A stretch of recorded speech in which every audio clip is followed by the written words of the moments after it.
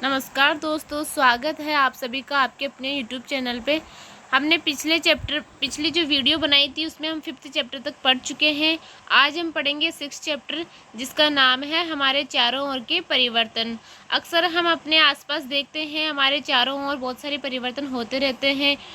इसमें दे रखा है कि आप यदि कल्पना कीजिए कि यदि आपको अपने चारों ओर किसी भी वस्तु में परिवर्तन करने की कोई जादुई शक्ति अचानक मिल जाए तो क्या एक बड़े मज़े की बात नहीं होगी। अक्सर ये ऑब्वियसली बड़े मज़े की बात होगी, क्योंकि अगर किसी को जादुई शक्ति मिल जाती है तो बड़ा मज़ा आता है सभी को ही। तो वे कौन सी वस्तुएं हैं जिन्हें आप बदलना चाहेंगे। तो यहाँ पे कल्पना कर रही हुई है, तो आप भी कल्पना कर सकते हैं। देखिए, इस पिक्चर्स में बताया गया है कि किसी की नाक लंबी कर दी जाए तो क्या होगा। यदि किसी को राजा बना दिया जाए, ऐसी कोई शक्ति आ जाए जिससे मैं किसी को राजा बना दूँ, या किसी के लिए ताजमहल बना दूँ, या किसी को हवा में उड़ा दूँ, तो ये एक परिवर्तन है जो एक कल्पना के द्वारा सोचा गया है, कल्पना के द्वारा ये थीम दी गई है। तो हम देखते हैं कि हमारे चारों ओर बहुत से परिवर्तन अपने आप होते रहते हैं। हमारे चारों ओर परिवर्तन अपने आप होते रहते हैं, जैसे कि खेतों में फसलें हमेशा समय अनुसार बदलती रहती है। पत्तियां रंग बदलती है और सूखकर पेड़ों से गिर जाती है। जैसे ही ऋतु आती है तब पत्तियों में रंग खिल जाता है, हरी हो जाती है, और जैसे ऋतु जाने लगती है तो पत्तियां सूखकर पेड़ों से गिर जाती है। फूल खिलते हैं और फिर मुरझा जाते हैं। यानी कि ये परिवर्तन प्रकृति में होता रहता है। पत्तियां आना, फिर गिरना, फूल खिलना, फिर मुरझा जाना, ये सारे परिवर्तन पेड़ पौधे के होते रहते हैं। इसी प्रकार हमारे शरीर में भी परिवर्तन होते हैं, जैसे कि नाखून बढ़ते हैं। हर सप्ताह में आप काटते हैं, सभी काटते हैं और नाखून बढ़ते रहते हैं। अपने आप बाल बढ़ते हैं और आप स्वयं भी बढ़कर लंबे हो जाते हैं। कोई बच्चा है, बच्चे से फिर बालक, बालक से फिर वयस्क, वयस्क से फिर वृद्ध, ये सब है ना, चलता ही रहता है परिवर्तन बॉडी के अंदर, प्रकृति के अंदर। हम ये परिवर्तन सब जगह देखने को हमें ये परिवर्तन सभी जगह देखने को मिलता है। और इन सब के बढ़ने के साथ आपका वजन भी बढ़ जाता है। और क्या आपको पहले भी महसूस हुआ है कि आपके चारों ओर हर समय बहुत से परिवर्तन होते रहते हैं, और हम महसूस भी करते हैं कि हमारे चारों ओर परिवर्तन होते रहते हैं। हम विभिन्न प्रकार के परिवर्तनों को समूह में कैसे रख सकते हैं। इनमें यदि कोई समानता मिलेगी तो हमारे लिए सहायक होगी। यदि जो वस्तुएं क्रिया करने में समान है तो उनका हम अलग समूह बनाएंगे। इस प्रकार जो समान समूह वाली वस्तुएं उनका समूह बना लेंगे और हमें उसमें सहायता भी मिलेगी समूह बनाने में। अगला दे रखा है कि क्या सभी परिवर्तन सदैव उत्क्रमित किए जा सकते हैं। उत्क्रमित का मतलब होता है यहाँ पे रिवर्सिबल। जो कोई भी चीज़ रिवर्स यानी कि वापस उल्टा, जो चीज़ हम इसको चेंज करके बदले, क्या वापस वो पुनः पुरानी स्थिति में आ सकता है क्या। उत्क्रमित का मतलब होता है वापस पुरानी स्थिति में लाना किसी भी वस्तु को। जैसे कि क्रियाकलाप दे रखा है यहाँ पे। इस एक फर्स्ट क्रियाकलाप में है कि गुब्बारा लीजिए और उसे फुलाइए, सावधानी बरते कि वो फट न जाए। गुब्बारे का आकार एवं आमाप बदल गया है, अब उसकी हवा निकल जाने दें। उसकी आप हवा निकाल सकते हैं। देखिए, इस डायग्राम में बताया गया है कि ये जो गुड़िया है ये गुब्बारा फुला रही है, तो इसका आकार आप देख सकते हैं, आकार बदल गया है। अब यदि हम इस गुब्बारे की हवा बाहर निकाल दें तो वापस ये पुनः पुरानी स्थिति में आ जाएगा। तो उत्क्रमित का मतलब यही होता है कि क्या किसी वस्तु को जब हम बदल देते हैं तो क्या उसे वापस पुरानी स्थिति में लाया जा सकता है। तो ये इस क्रियाकलाप में बताया गया है कि जब गुब्बारे को वापस हम इसकी हवा निकाल देंगे गुब्बारे की, तो वापस ये पुनः पुरानी स्थिति में आ जाएगा। इसके आकार में परिवर्तन हो जाएगा। अगला है क्रियाकलाप 2। इसमें दे रखा है कि कागज का टुकड़ा ले और उसे चित्र 6.2 के अनुसार मोड़े। जैसे कि आप यहाँ पे देख सकते हैं कि एरोप्लेन बनाया गया है, इसके अंदर हवाई जहाज है, कागज़ के द्वारा बनाया गया है। तो आप उसको मोड़े और आप इससे आपके कागज़ का टुकड़ा खिलौने हवाई जहाज में परिवर्तित हो गया है। जो छोटे बच्चे फर्स्ट सेकंड क्लास वाले बच्चे बनाते ही ये पेपर फाड़ फाड़ के हवाई जहाज बनाते हैं। तो आपको इस हवाई जहाज को कुछ समय तक उड़ाने में बहुत मज़ा आएगा। यदि आप थक जाए तो कागज़ को पुनः सीधा कीजिए। अब आप देख सकते हैं इसमें भी कि आपने हवाई जहाज बनाया है इस कागज़ के द्वारा, तो आप उसको छोटे बच्चे क्या करते हैं कि हवाई जहाज़ बना करके उसको उड़ाते हैं एरोप्लेन को, और मज़ा भी लेते हैं उसका। वापस फिर इसको सीधा करके प्लेन कागज़ बना लेते हैं, यानी कि ये वापस पुरानी स्थिति में आ गया। तो इसका मतलब ये उत्क्रमित है। अगर हम इसे हवाई जहाज़ बना के भी आनंद ले लेते बच्चे और वापस पुरानी स्थिति में ला सकते, तो इसका मतलब वो उत्क्रमित वस्तु है। अगला दे रखा है क्रियाकलाप थर्ड। इसमें दे रखा है जो गूंदे हुए आटे की एक लोई बनाइए। जो भी हम घर में आटा गूंदते हैं तो उसकी एक लोई बनानी है और इससे रोटी बेलने की कोशिश कीजिए, और शायद आप इसके आकार से खुश न हो। इस रोटी को दोबारा लोई में परिवर्तित करना चाहेंगे। यदि हम जो आटा है, आटे की जो हम लोई बनाते हैं, इससे रोटी बेलते हैं, इसका आकार सही नहीं हो तो हम वापस इसकी लोई बना सकते हैं। तो यानी इसको पुनः लोई में परिवर्तित कर सकते हैं। तो ये एक उत्क्रमित क्रिया है। इसी प्रकार जैसे कि हमने ऊपर क्रियाकलाप सारे देख चुके हैं, जैसे कि गुब्बारे को वापस पुरानी स्थिति में लाना, उसी प्रकार जो कागज़ से हमने एरोप्लेन बनाया था उसको वापस प्लेन कागज़ में बदलना, और जो रोटी जो हमने लोई बनाई है आटे से लोई, उसका फिर वापस हमें वो रोटी बना करके वापस पुनः लोई में बदलना। तो यह उत्क्रमित जो क्रिया होती है उसके उदाहरण दिए गए थे यहाँ पे सारे। इसी प्रकार हम इन क्रियाकलापों से ये निष्कर्ष निकाल सकते हैं कि ये उत्क्रमित क्रिया है। जो भी इन तीनों क्रियाकलापों के माध्यम से हमने उत्क्रमित क्रिया को अच्छे से समझ लिया है, जिसको हम पुनः पूर्व स्थिति में ला सकते हैं। इसका मतलब यही है, उत्क्रमित का मतलब कि वापस पुनः पूर्व स्थिति में ला सकते हैं, और ये जो सारे क्रियाकलाप देखिए वापस पुनः पूर्व स्थिति में आए भी हैं।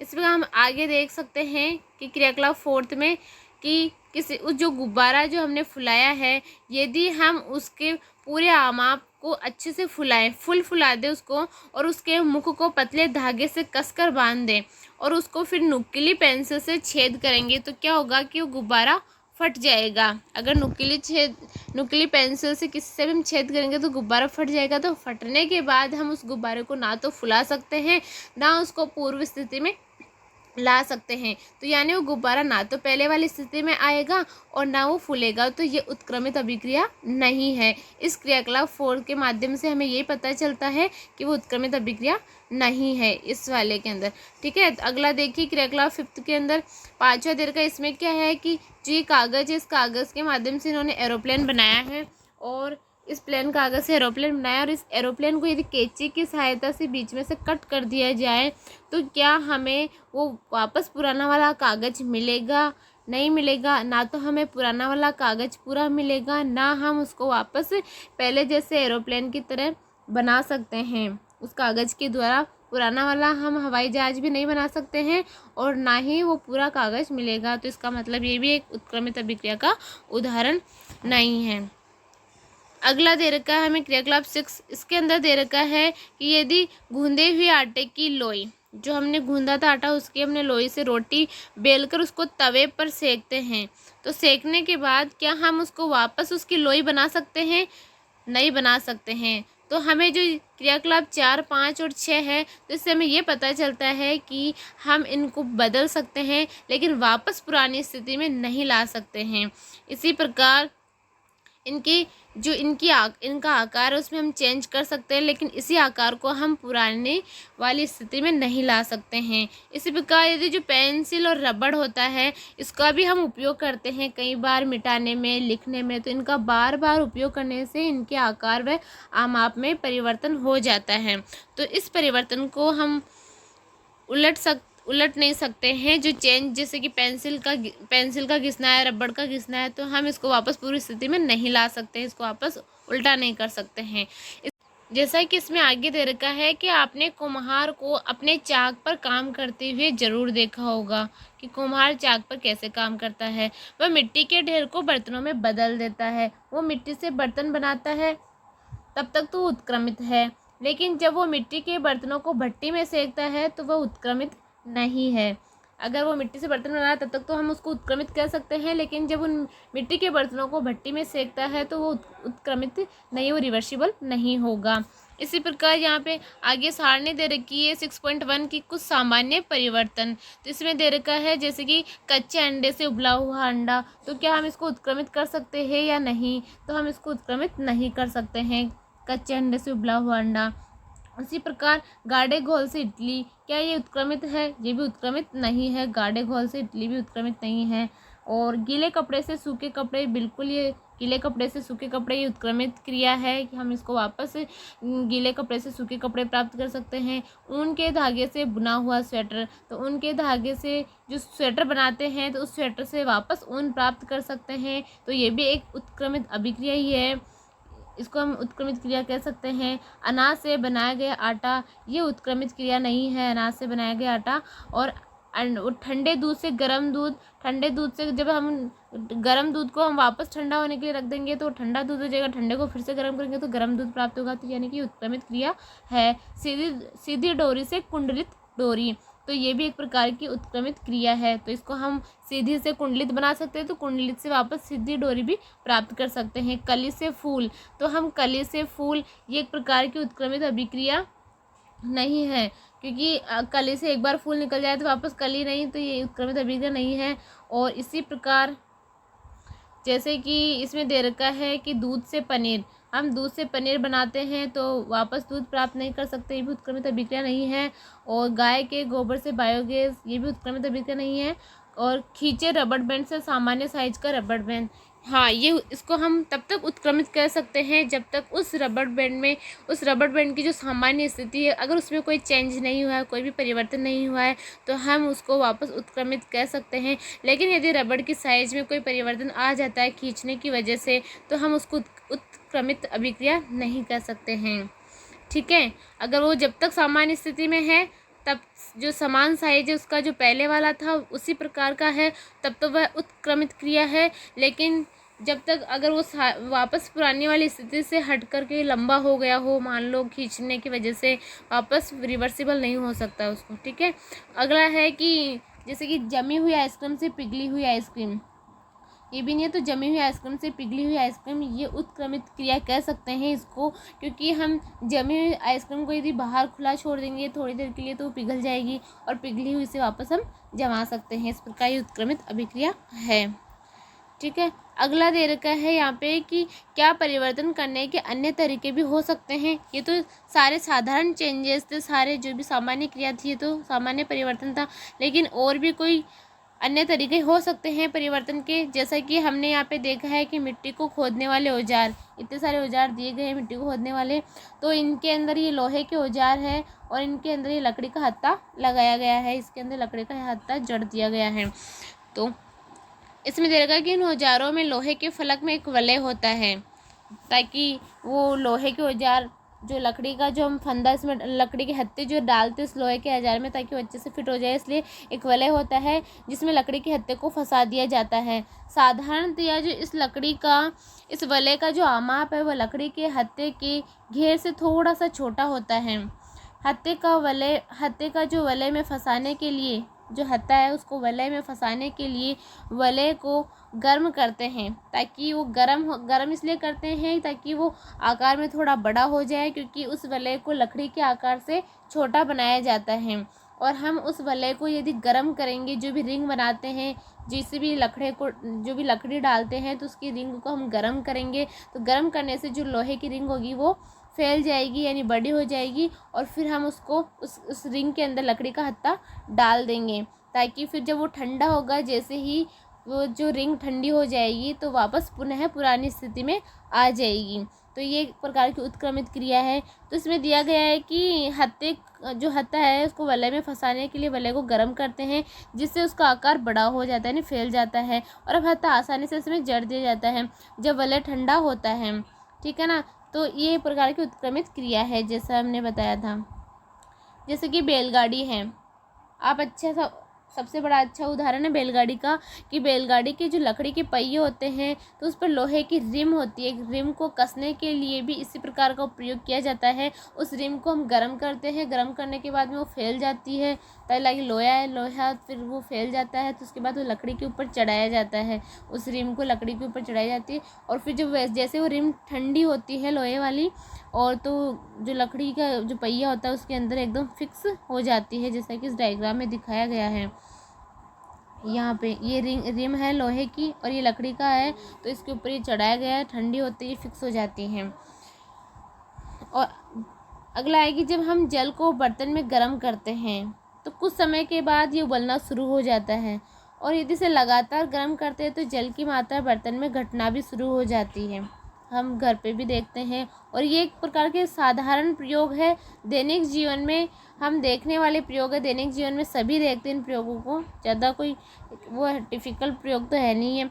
जल वाष्प में परिवर्तित हो रहा है। जब जल को गर्म करेंगे तो जल धीरे धीरे वाष्प में परिवर्तित हो जाता है, जिसे हम पिछले वाले अध्याय में देखा हमने।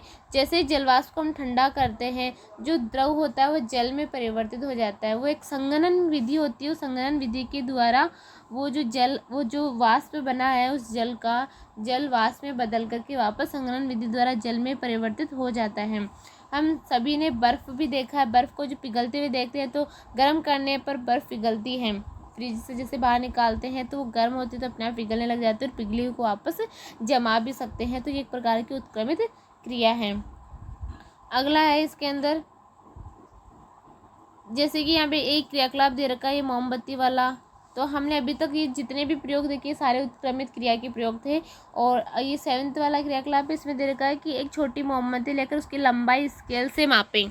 जो एक मोमबत्ती लेकर उसकी लंबाई स्केल से मापें और उसे एक उचित स्थान पर जलाएं, उसे लगा करके उचित स्थान पर जला दें, और कुछ समय बाद उसे कुछ देर तक उसको जलने दें और मोमबत्ती को बुझा दें। उसके बाद आप देखेंगे उसकी लंबाई जो छोटी हो जाती है, तो क्या उस लंबाई को आप वापस पुरानी स्थिति में ला सकते हैं।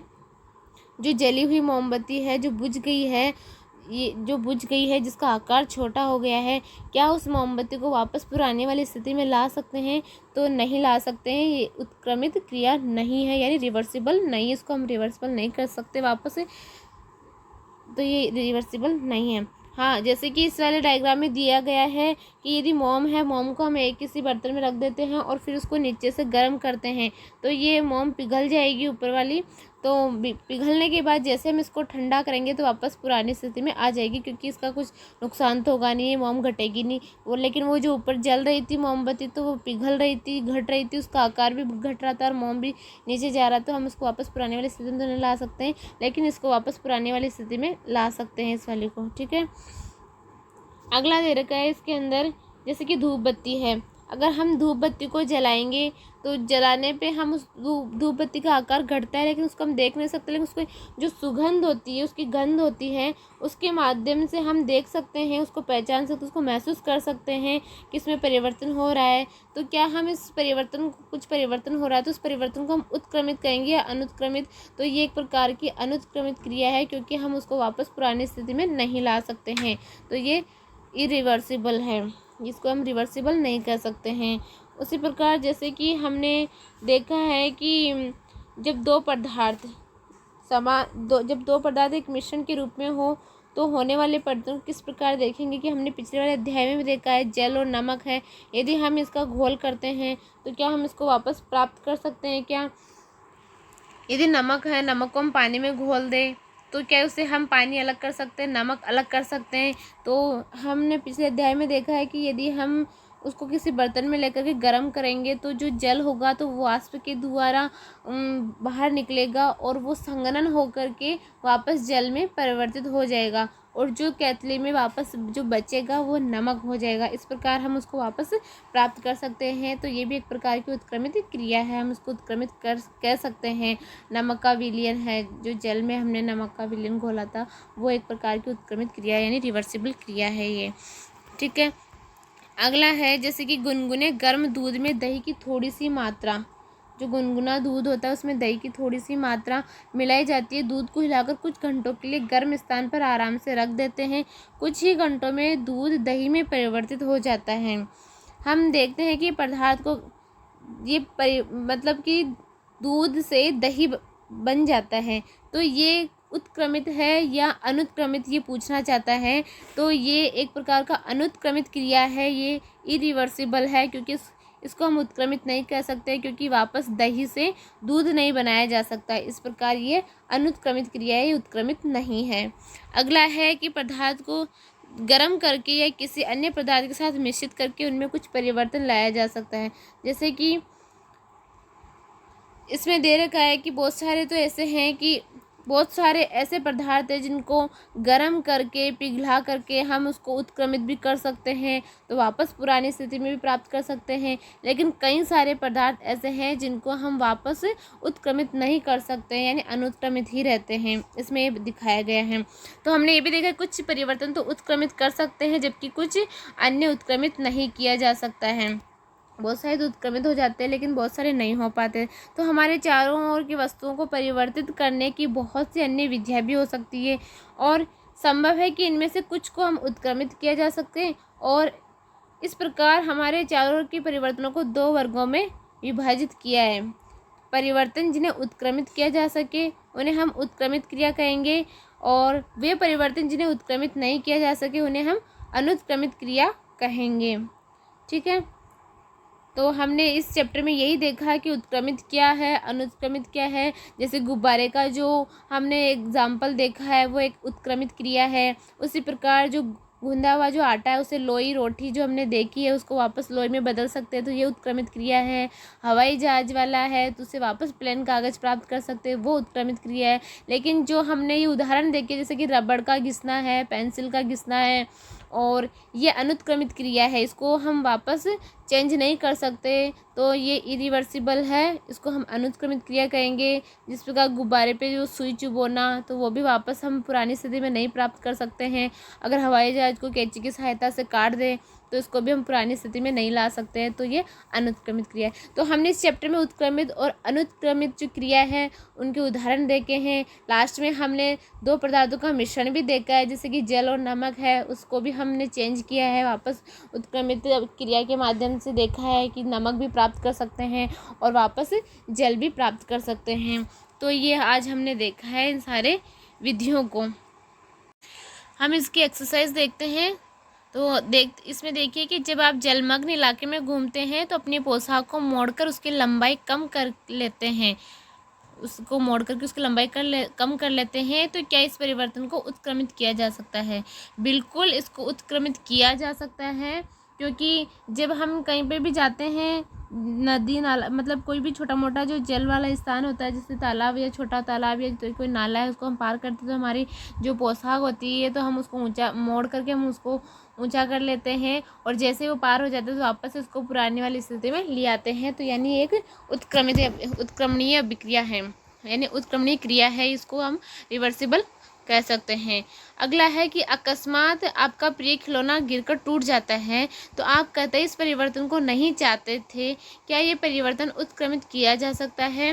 देखिए इसके अंदर ऐसा है कि इसको हम उत्क्रमित तो नहीं कह सकते हैं, ये उत्क्रमित तो नहीं है, क्योंकि हम जब जो खिलौना गिर के टूट गया है इसको हम जोड़ने का प्रयास तो करेंगे, जुड़ भी जाएगा, लेकिन कहीं ना कहीं दरारें आ जाएगी उस खिलौनों के अंदर। जो खिलौना हमने जोड़ा है उसके अंदर दरारें आ जाएगी, और या फिर कोई पार्ट पूरा टूट करके चूर चूर भी हो जाता है, ज़्यादा टूट जाता है, तो हम उसको वापस नहीं जोड़ सकते हैं। तो इस प्रकार हम इसको रिवर्सिबल क्रिया नहीं कहेंगे।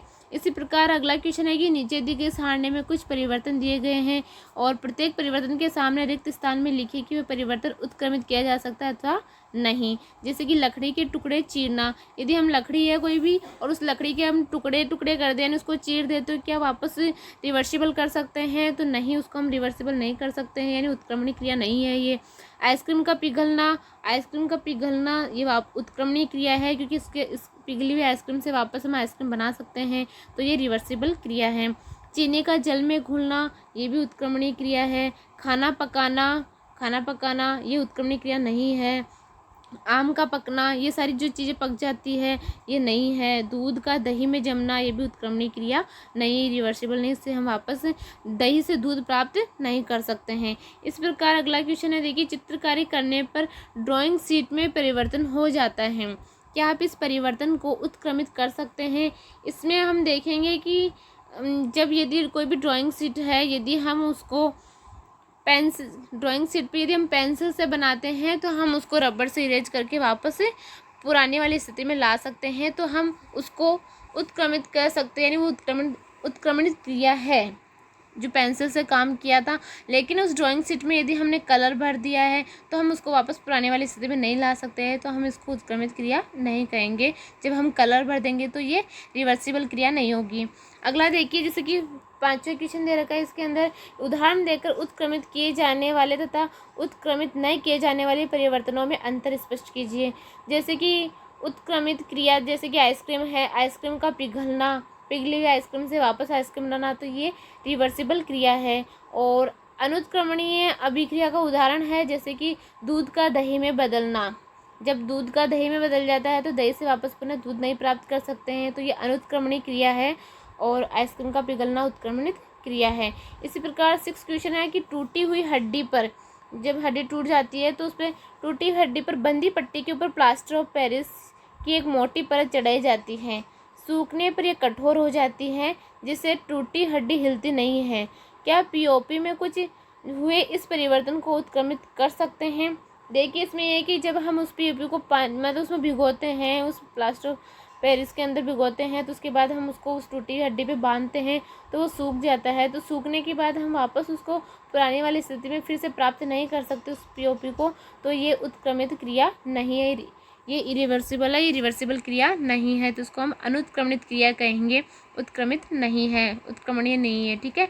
अगला 7 चैप्टर है, जैसे कि रात्रि में सीमेंट की बोरी जो कि खुले मैदान में रखी हुई थी, वर्षा के कारण भीग जाती है। अगले दिन तेज धूप निकलती है, सीमेंट में जो परिवर्तन हो गया है, क्या उसे उत्क्रमित कहेंगे? नहीं, इसे भी हम उत्क्रमित नहीं कहेंगे, क्योंकि वो सीमेंट में भीग गई है। तो सीमेंट जब एक बार भीग जाती है तो वो कठोर हो जाती है, ठोस हो जाती है। तो ठोस होने के बाद भले धूप में रखो, लेकिन हम उसको वापस पुराने वाली स्थिति में प्राप्त नहीं कर सकते हैं, तो ये अनुत्क्रमणीय क्रिया है, ये उत्क्रमणीय क्रिया नहीं है। तो हमने सारी एक्सरसाइज हमारी कंप्लीट कर ली। हमने 6 चैप्टर को भी अच्छे से पढ़ा है, और उनके सारे जो प्रयोग है, जो क्रियाकलाप है, वो भी अच्छे से हमने देखा है, और ये एक्सरसाइज भी कर ली है। आशा करती हूँ वीडियो अच्छी लगी होगी। Thank you. मिलेंगे हम नेक्स्ट वीडियो में, तब तक के लिए जय हिंद, जय भारत।